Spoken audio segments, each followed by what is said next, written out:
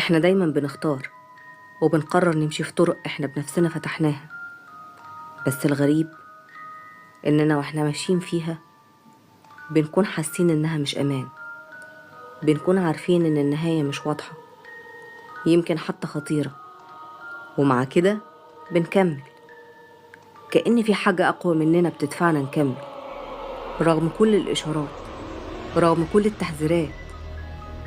هل فعلا لأننا بنتحكم في أقدارنا، ولا أفعالنا هي اللي بتفتح أبواب كان المفروض تفضل مقفولة؟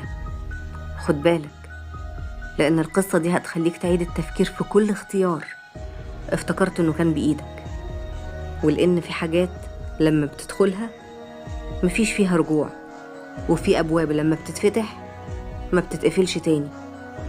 عارف الفضول هو أول خطوة في طريق اللي ما بيرجعش منه غير جثث.